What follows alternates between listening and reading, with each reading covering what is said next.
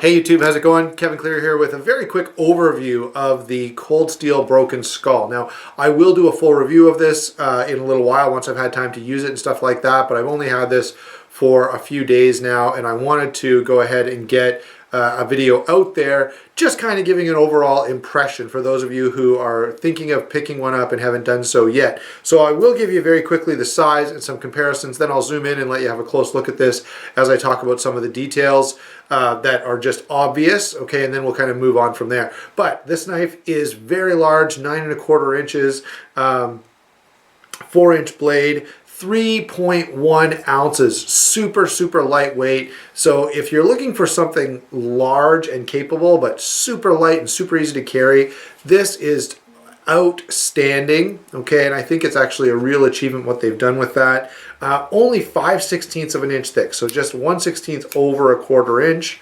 All right, really well done. Let me zoom in here. Actually, before I do that, let me do a couple of quick comparisons.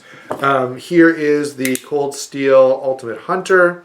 You can see that it's quite a big knife, and that's what I'm trying to demonstrate here. I've got a SOG zoom. I don't have a lot of stuff with me today, but SOG zoom here,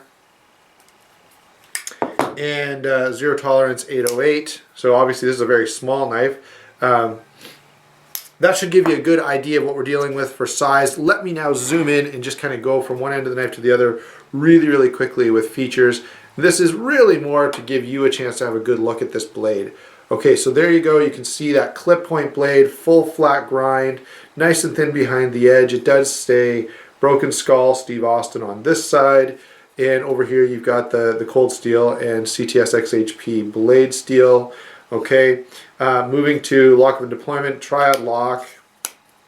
Not going to say too much about that. It is Torx construction, so if you need to take this apart, looks like an aluminum backspacer here, and it does the same as often happens with Cold Steel. It comes with 2 pocket clips for in this case, tip-up carry right or left hand, okay?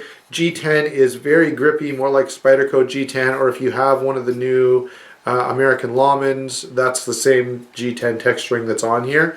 One thing I will say that's different than a lot of Cold Steels is the jimping on here is actually fairly sharp and does catch your thumb pretty well. Ergonomics are reasonable on this. Okay, so there you go. It is a very thin knife, so obviously that's going to be a bit of a sacrifice ergonomically, but tons of real estate, very well done, Cold Steel. Look forward to the full review on this, but I wanted to get just a really quick overview for those of you who have not had a chance to see this close up. There you go. Give you all the angles before we finish this video off. There you go. And by the way, this is the gray G10, so you can see it's a very light gray.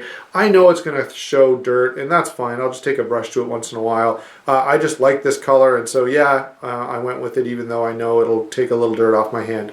There you go, guys. Hope you liked the video, and we will talk to you soon. As I said, in a few weeks, a full review of this knife will be coming up.